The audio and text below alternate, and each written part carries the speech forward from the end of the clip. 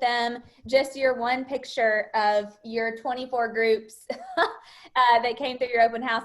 And then also, I don't know if you probably knew this because you know your numbers very well. But you are year over year, your business is up 46.3%, which is Yes. amazing. Yes. And so one, congratulations, because Thank that's you. awesome. You're welcome. And two, I really wanted you to be able to just talk about how you're doing these open houses. John and I keep saying, John Weisenhofer and I keep saying, when you do one, like you do it the right way, and Thank it's you. showing up in your results. So teach us. We'll be your grasshoppers.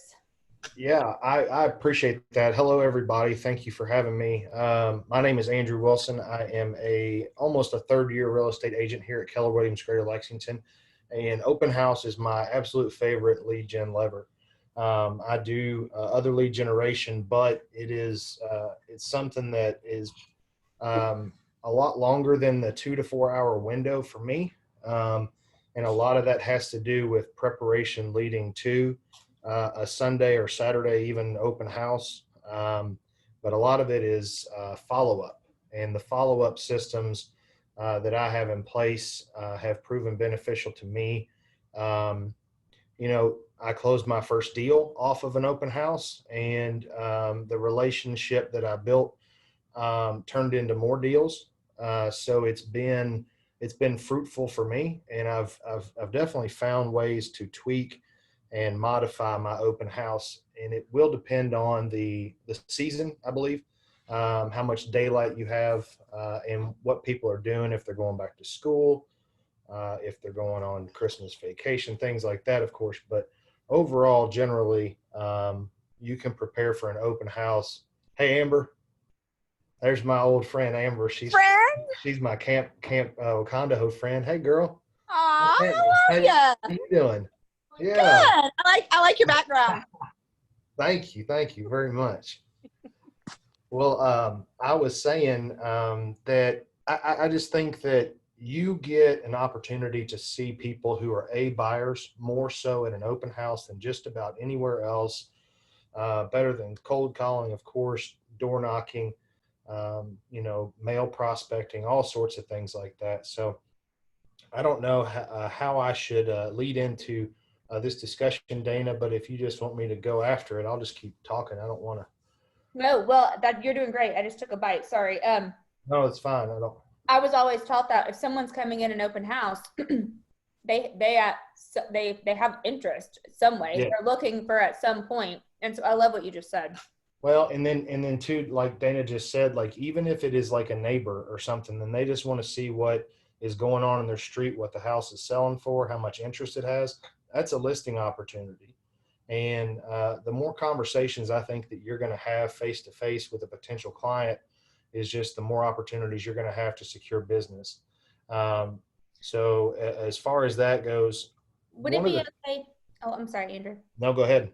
I was just going to say, if it would be okay, you finish your thought. And I was going to say, if it would be okay, could we break it into 3 parts? Like part 1, what you do to prepare, part 2, at the open house, and part 3, follow up. I think that would be really helpful.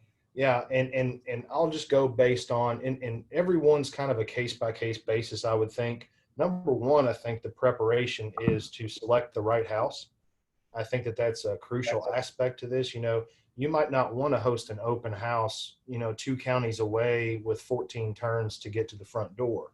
One of the things that I would say for any newer agent that's on here is if you start to host open houses for some agents, mega agents in your office, individuals or team leaders, regardless, and you start to perform at those open houses, you're likely going to get more opportunities to perform at those open houses again and get priority. So that's what I did early on, was I sought out top producers in my office to host their open houses. I did benefit from some new construction open houses early on in my career, which is like, to me, and I was speaking with Jonathan Mifflin about this last week, it's kind of like the holy grail of open houses, because you can pretty much be in a model and get consistent traffic throughout the week. Now, if you don't have that opportunity, one of the things that I would suggest is looking at your roster, looking at the top producers in your office. And then, I mean, in this day and age, maybe it's a virtual cup of coffee, but I would pick their brain and make yourself available to them to host some of these listings open that they have. Another thing that is really good is to host newer listings or price adjusted listings, price improvement listings. Once those start to populate at the top of the search, it's going to generate more interest.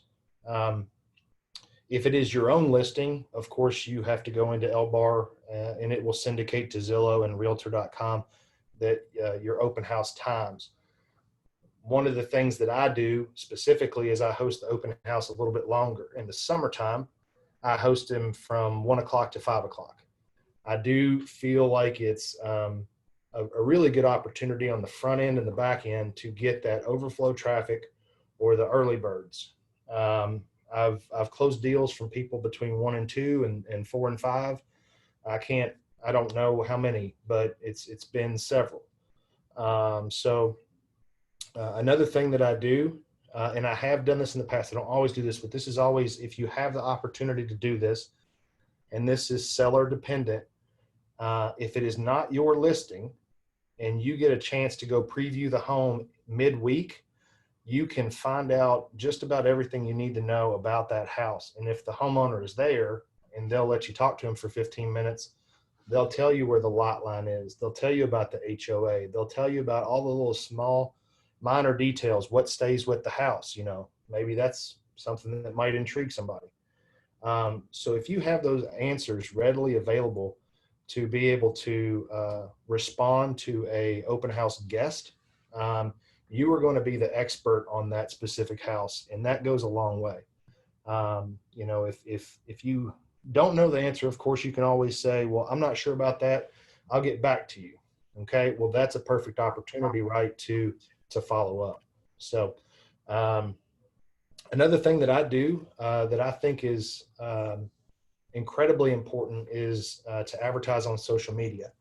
I spend a little bit of money, and I think that it goes a long way. I do a low and slow campaign on Facebook, and it also goes to Instagram as well.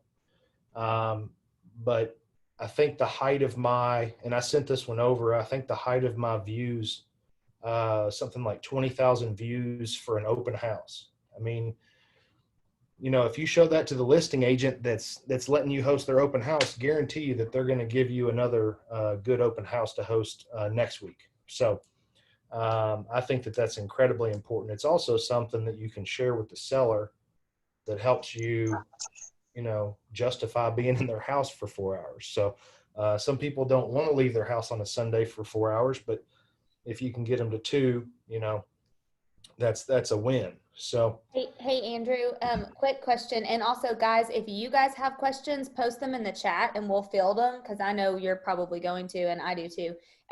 2 quick things really quickly. So one, you said selecting the right house to have open, and we all know that new listings are great to hold open. But talk to me about if there's a new listing and it goes pending, do you still hold the open house? I do, and it depends on the seller. But it would be one of the first things that I would say, and Jonathan and I talked about this as well, is if it's a new construction house, I think that would be, a little bit better because it's more like a model home.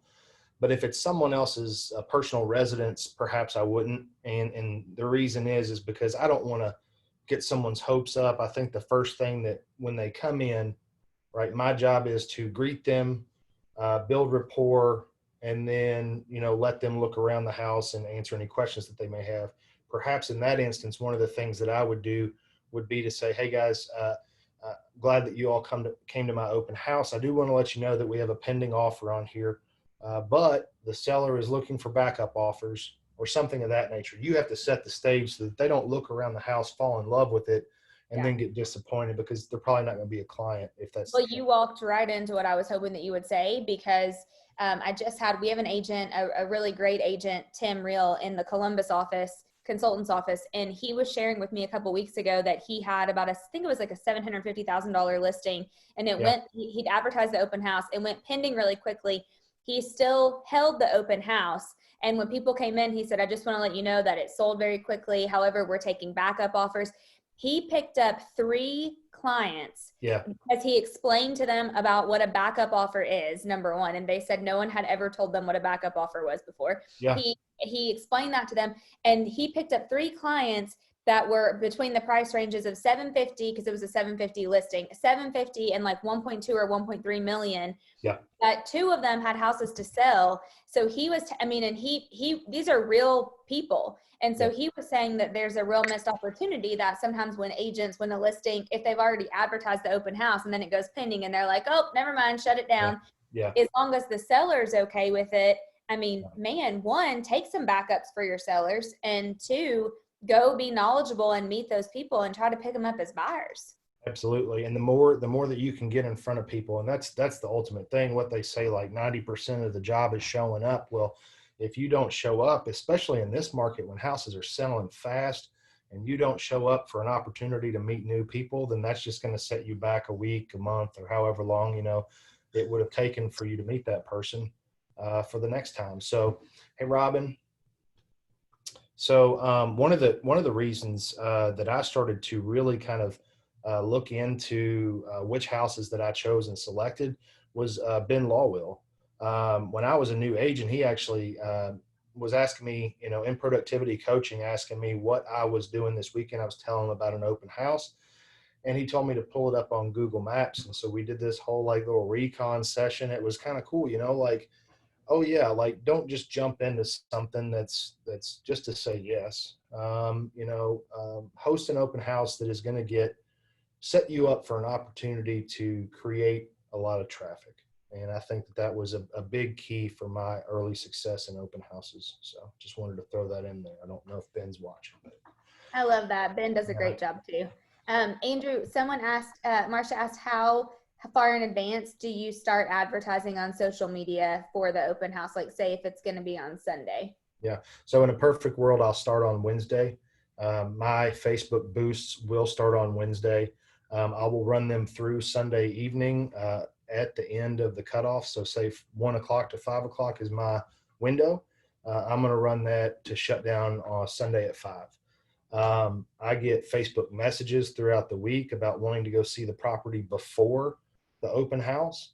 And that's an opportunity to get on the phone, pre-qualify some people, show them the home, and, write a contract and be the buyer's agent on a listing. So, but Wednesday is in a perfect world. Now, Wednesday through Saturday, that's my social media blitz. So I use Instagram stories a lot, and it's one of my favorite things to do. I look at stories more than I do the feed and the post. And Dana, I know that you utilize stories a lot. I watch them, and I remember actually asking you how many views you got per story, because I started to get into that. And I have noticed my story engagement go up from 75 to 125 to now 250 and 300, just based upon sheer activity. It's just being consistent with it, honestly. It is exactly right. It's a consistency thing. And look, you're not really going to sell these sphere clients on this open house, but they're going to see you doing all these activities, and you're now in the forefront of their mind. So it's going to generate business. So Instagram, I think, is wonderful for that. Of course, you've got a personal and a business, or which one do you run them on? I do, but I use my business account so much, and I kind of cross post and throw in personal family pictures and things like that on my business now, that I hardly ever post on my personal page.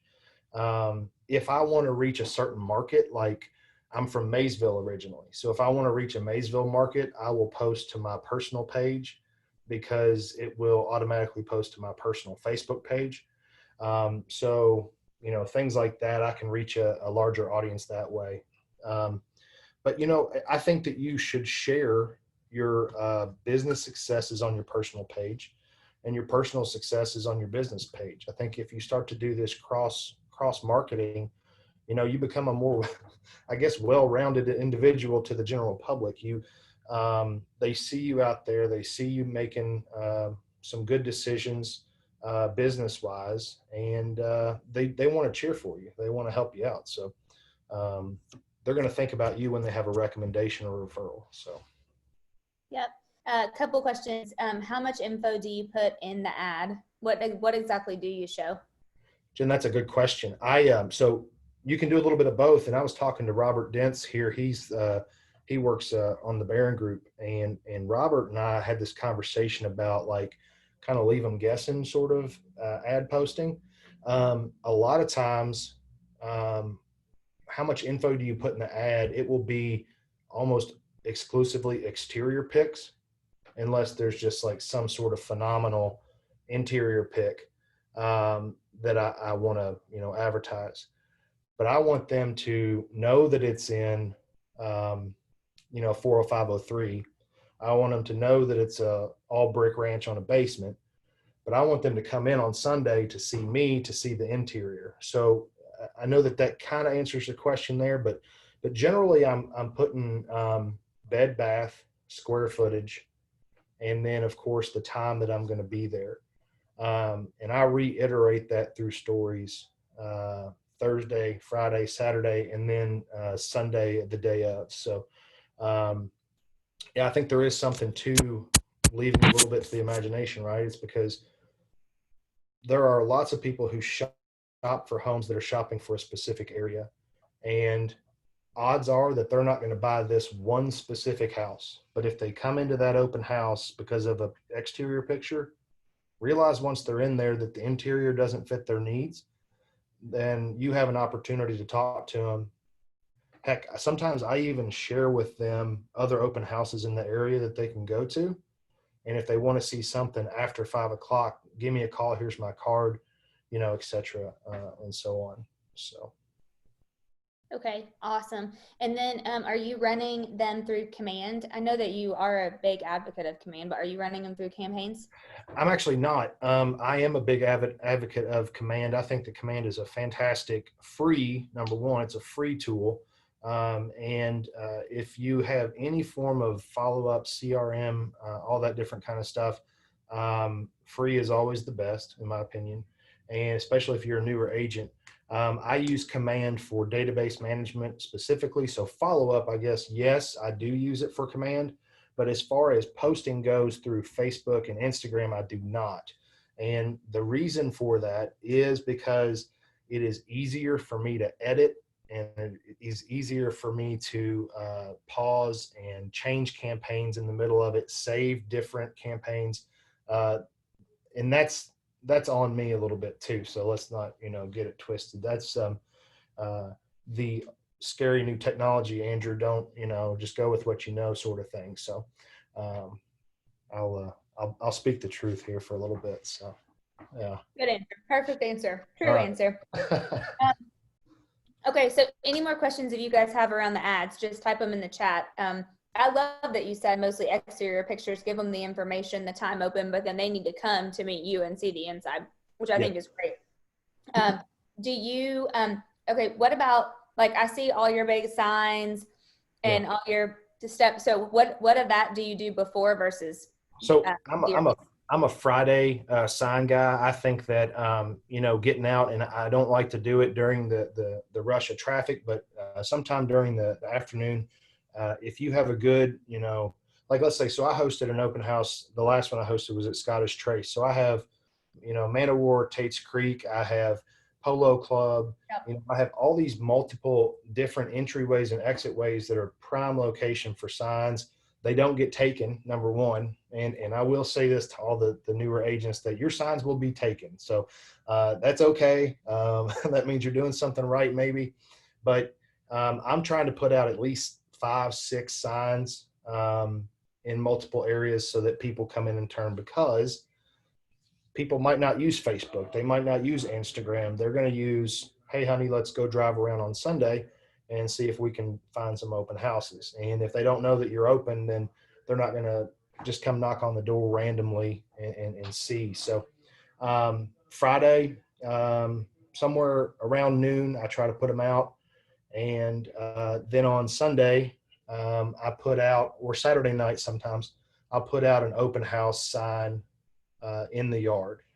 Now I have open house sign writers, but I put a separate sign in the ground just to draw a little bit more attention. And then the day of, the big feather flags that you can get at any sign shop, they'll happily make them for you. Um, you can put your name on it, your brokerage name on it, as long as it's compliant.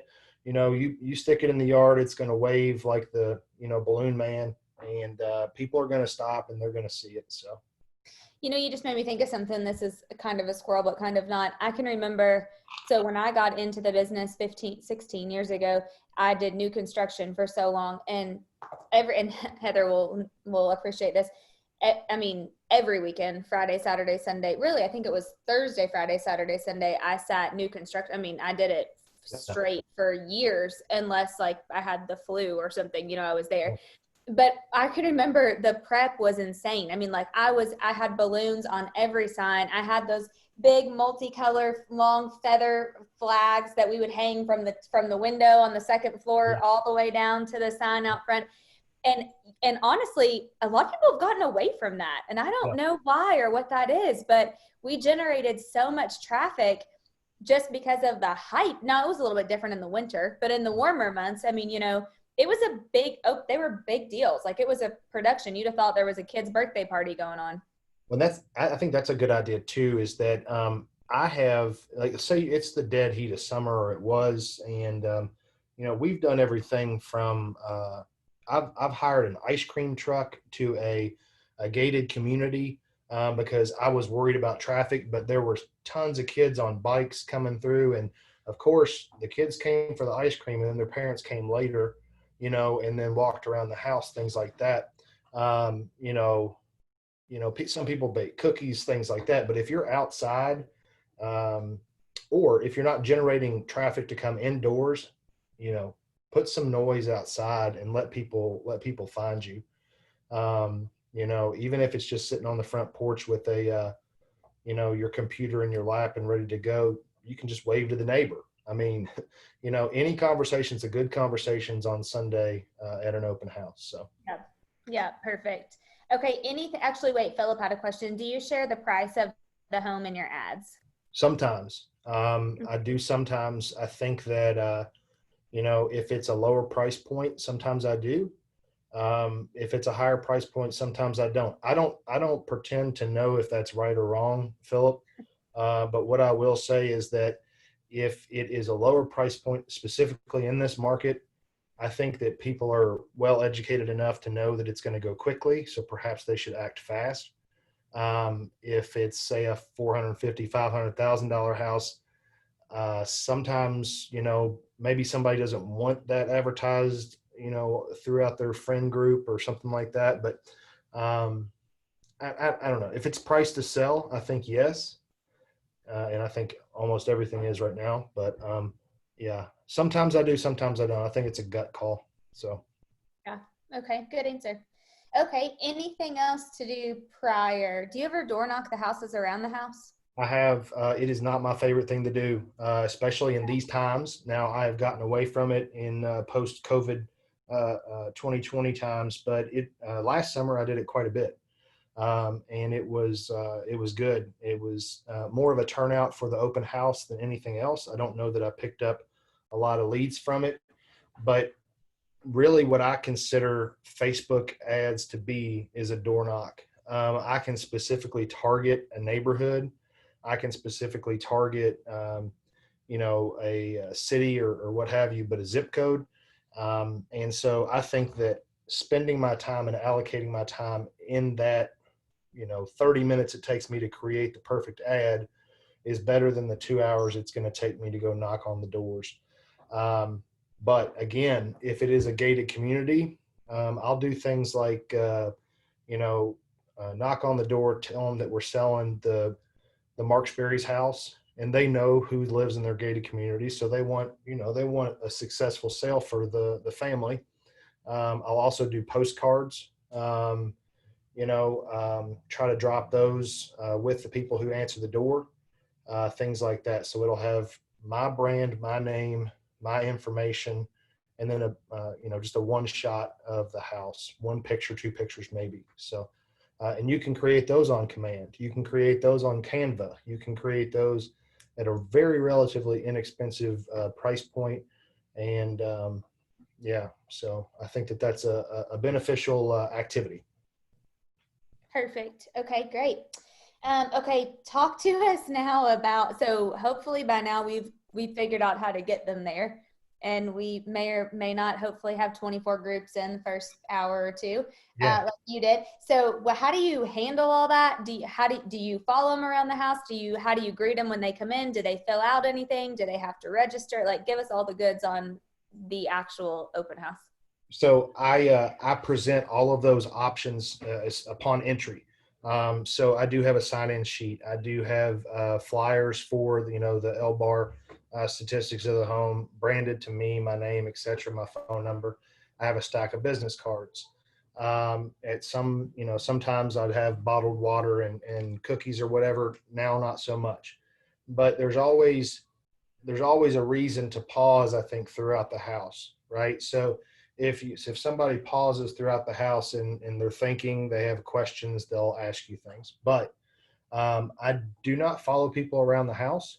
I let them go. I think they know what a bedroom and a bathroom is. And almost all the time they ask you a question. Very rarely do people just walk out of an open house. And if they do, then they were probably, just looky-loos neighbors or something like that. And yes, it's a missed opportunity, but um, I want to engage, especially if it's a busy open house. I want to engage with the people who are curious about, the home itself, because I feel like those are more interested buyers. So um, I've been fortunate in the time span that I've hosted the open houses, the 1 through 5s, and even the 2 through 5s and 1 through 4s, that I have very rarely been overwhelmed in an open house. Um, Prepping for things like the grand tour of homes is a little different than, your average Sunday where you expect, 15 people, and that's going to be a great turnout. Um, Oftentimes they are spread out, and I think that is just kind of the luck of the draw. You can't get them all, right? So when they come in, generally I say, hey guys, welcome. My name's Andrew. If you have any questions, please let me know. There's a sign-in sheet for you there at the front door. I've got a seller's disclosure for you if you want, and I'll be right here at the kitchen table if y'all have any questions. And that's it. That's all I do. It's kind of a passive, strategy where they have to come to me for information. One of the things that I do is any type of seller's disclosure. I want to give that to them digitally. And a lot of times if they have an iPhone, which I can tell generally because people are walking around with their phones, I can airdrop it. Or I can use it as a perfect time to ask somebody for their email or their phone number. And if they're hesitant, sometimes I make a joke out of it. Like it's, hey, I won't spam you. I'll send you this. If you have any questions, you can just reach out to me. And if I call them 2 weeks later and they tell me not to call them again, that's okay. Being told no in this business is a good thing because you get to the yes, right? So I always say no means not yet. no means not yet. Absolutely. And a lot of people do that, right? They go furniture shopping, they go house shopping, and they're not ready just yet. But when they are, if you treat them right, they're going to remember you, and they might. I've had that happen too. Hey, we liked your approach. Would you go show us this house? The answer is yes. And then after that, you can go into your, buyer's presentation or agreement or however you want to do that. So. Do you find that a lot of people register or no? Or do you do anything special to get them to register, or just if they sign in, great, or if not, then they don't? I think it's hit and miss. I think that the majority of my people do sign in. And I think it's just merely because of placement. I think that, if you can utilize a coffee table and a fresh set of, 15 pins, and then, nowadays you're going to use one and put it in the other bin or whatever. yeah, I think that people do sign in. Now, whether they sign in completely is another thing. Sometimes they just put their name and their, email, maybe not their phone number, but as long as you get one piece of information, that's a win for me because you can find out the rest later. One trick that I do, I'm sorry, is Say that again. Go ahead, they'll- Jen. Oh, you're muted. Okay. One trick that I do for the new agents especially is that I fill out the sign-in sheet, the first line as a dummy. I mean, don't make it look like a dummy, but because if one person comes in and does just their name, everybody else is just going to do just their name. So I tend to put in somebody, Fill out all the lines, you mean? Yeah. and if the first person does it only just their name after they leave, I'll put in dummy stuff later that I know it's not theirs. Absolutely. Yeah, I pattern. think to that too, Jen, is like, I think it almost sets a standard too for penmanship. And, it's like if you can read the person above you, read their handwriting, you better come correct on that second line. You better not just put some chicken scratch down there because that will happen too, is sometimes people will just rush hurriedly through this and then you won't be able to decipher what it is. So I've even gone so far as to sometimes say, on the sheet, like, please fill out legibly and completely. And that's worked. Sometimes it's, people dismiss it, other times, but the more, you just need one more opportunity than you did last time. Right. So like Jen's saying, if you have one name on there, people are more likely to fill that out below. They feel comfortable. Right. I think that's a great idea. Yep, love that. Okay, so then once we get them there and you kind of, let's see. Oh, that's a great idea. Yeah, I've used that. Good No, job, great, Amber. that's a great script. I've used that. Hey, in these times, guys, we just want to know who's been in the house, and my sellers want to know that you have to sign in. That's the cost of admission. Sorry, I won't spam you, but if you have any questions, I'll be right here. I love that. I think that's great. Thanks for sharing that, Amber. That's a really, really good one. For those of you that for some reason can't see the chat, yeah, she just said COVID signing in is required for contact tracing. She has a Google form that she texts to them. So I love that. That's another really good thing, a Google form. And I don't know if this is always accurate, but I believe it is Amber, can they proceed past a certain fill-in box if it's a dummy email, if it's a dummy phone number? I've heard that before. I don't use them, but I've heard that before too, Andrew, that sometimes it'll pick it up. She said, oh yes, they can put NA. Okay. NA. Wow. Oh well. Another thing too for getting people to sign in, sometimes I'll do giveaways, just random small giveaways. It could be a Starbucks gift card, it could be a thermos, it could be I actually did a really big giveaway this year. I did a Traeger grill. Now that was for all of my existing clients, but if you wanted to be an existing client in the new open house, then you could sign up here and I could sell you a house and you could win this Traeger grill. So, but anything that's like, sometimes too, if you partner with a lender or a home inspector or somebody like that, they'll come to your open houses and they'll incentivize people to sign in because, they'll give away, who knows, an iPad. I think Brad Hacker gave away an iPad, once every other month or something like that. So you can use all sorts of bait, I guess, to get that email. So Love that. So, okay, tell us anything else you want to add while during the open house. We've gotten them there. I mean, honestly, I just think when people say that they think open houses are a waste of time, it's because they're not doing all the stuff on the front end. Because when you do what you're doing, they're not a waste of time. If you can get, heck, even 10 groups, much less 24 to 30 groups. The open house work is on the front end, not during the open house. It absolutely is. And, I don't know why if you want to see what I do, feel free, if you're a newer agent, feel free to shadow me throughout a week for prepping for an open house, and I will show you. It's really not a ton of work, but what it is consistent work. And then the follow-up. And so the follow-up, you might get somebody. So I followed up with a young couple from an open house in January 2019. Yeah, January 2019. I followed up with them for 6 months and then sold them a $600,000 house. You Wow. know, so and I knew that it was going to take that long, so I set, you know, reminders and push notifications and things like that to follow up. But we had an engagement that was good. They felt like my people, right? So I knew that if I reached out to them, that as long as I stayed consistent with that reaching out, provided something of value to them on every time that I reached out, that they were going to remember me when it was time to go. So, okay, let's say that you just finished an open house and you had 20 people in. When do you touch them first? How do you touch them first? And then what do you do from there on out? Okay. So I do it Sunday night. I always do it Sunday night as soon as my open house isn't done until the door's locked. And then I've sent out all my forms. And one of the things that I do, and I kind of go through testing on this, but I'm going to pull it up.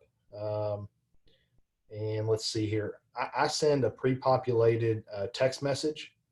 And I'm trying to find it. Okay, here we go.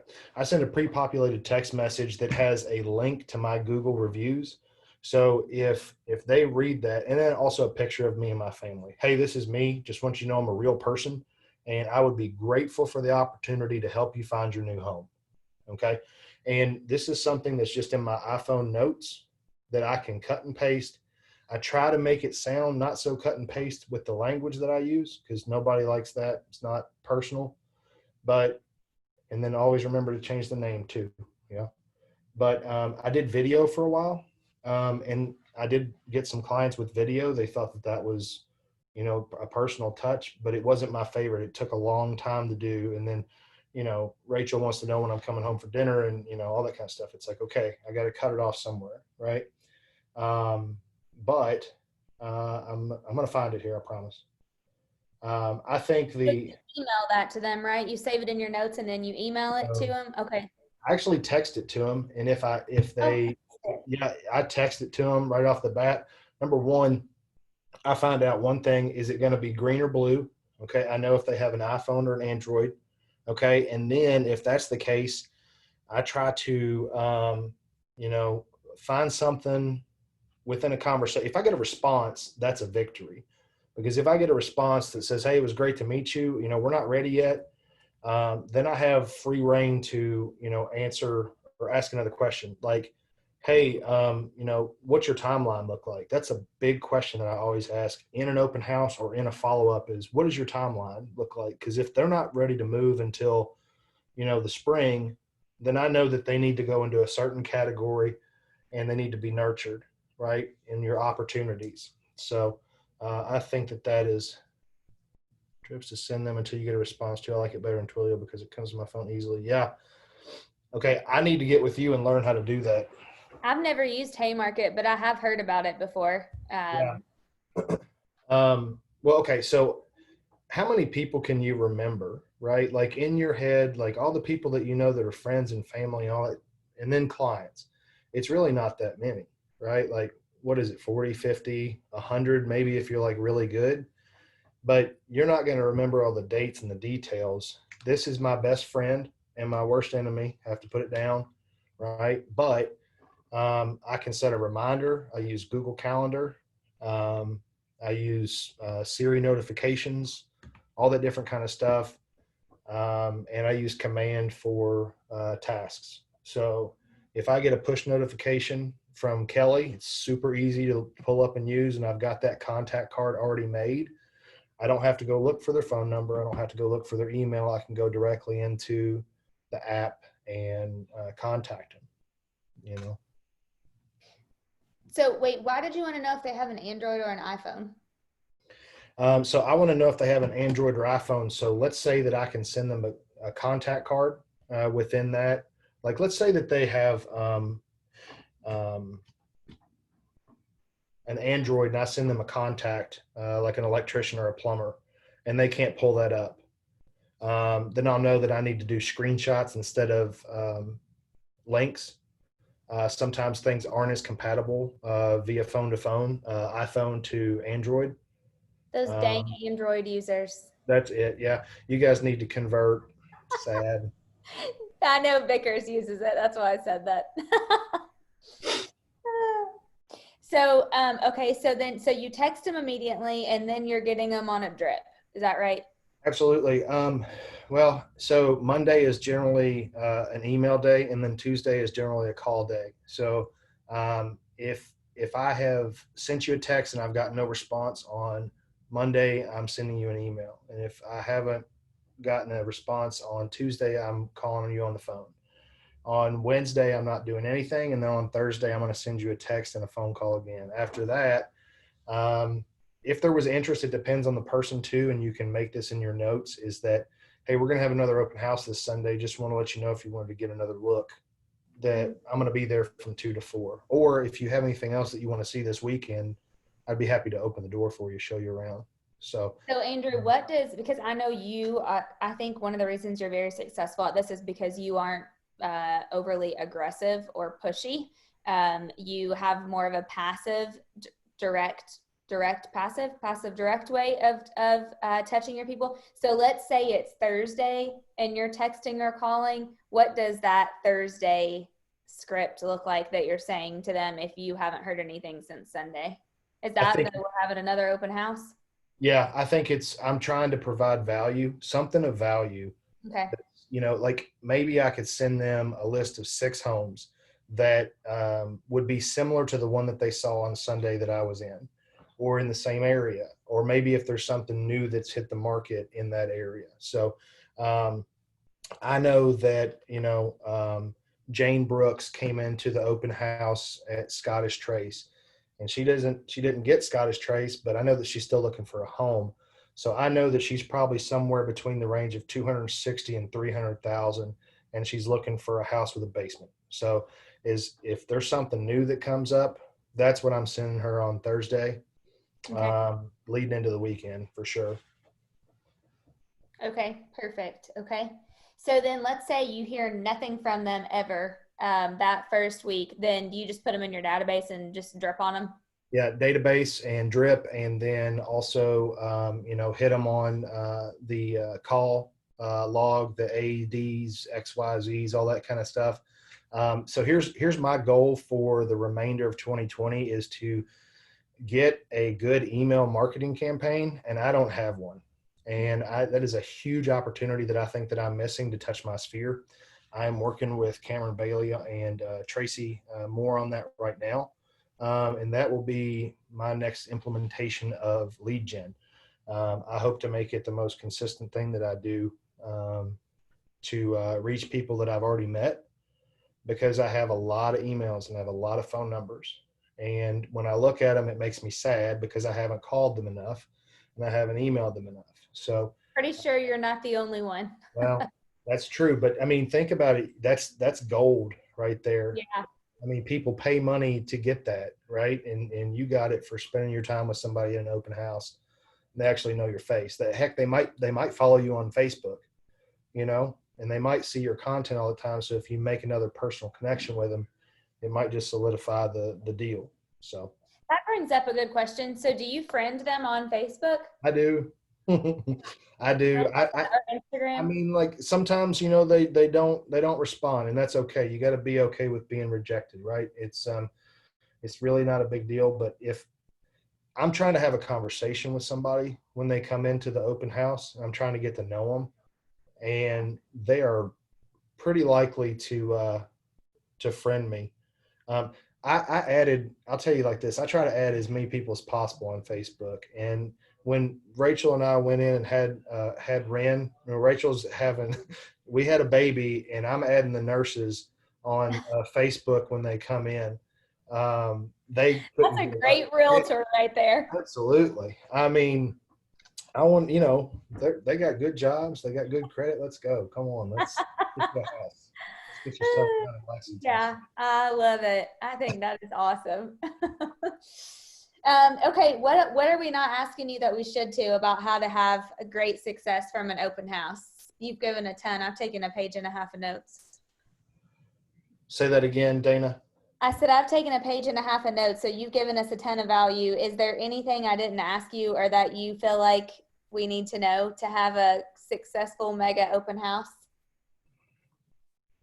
I think honestly the best thing for me as a newer agent when I was starting out is your relationship with your other agents. I think that's absolutely the most critical part of this whole thing, because if you're not a listing agent right now, you will be one day if you want to be.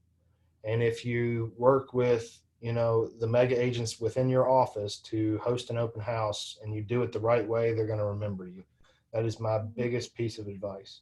When I worked for, Janet Wigington and Josh Barrett and Sheridan Sims and all these different people, I wasn't on their team, but they had listings and I didn't. And then I didn't get to sell the $450,000 listing, but I got a client who bought a $450,000 house, and that goes a long way when you're new. So Yeah, I totally agree with that. Any more questions you guys have, or anything that you wanted answers on that you didn't get an answer on? This has been very helpful. I just think this is a big missed opportunity for a lot of people who don't think open houses are worth it. I mean, I built a business on open houses in the beginning, so. if anybody that's new wants to shadow or do an open house and see what I do, call me 859-300-1415. Oh, you got a good number. I waited and I pounced on it. Yeah. So, but for real, guys, I'm an open book. I don't assume to have all the answers. The only thing that I've done are things that other people have told me has worked for them. And that's how this works, especially in these offices. So. Thank you, Heather. Heather put your contact info in the chat. We have some people from Columbus on, Andrew, too. So you may have to do like a virtual day of videoing you getting ready or something, and we can share it. But that would be, this is great. Thank you so much. I just am so proud of you. You are crushing it. Thank you, Dana. I appreciate it. I'm just trying to do what you guys are doing. Okay. Well, no, you're killing it in this game, way better than me. So great job. And I recorded this, so we'll send it to you too if you want to share it with anybody, Andrew. I'll show my mom. Yeah, there you go. Thank you for being on, everybody. Thank you so much. Thanks, Andrew. Have a great day, guys. Go crush some open houses.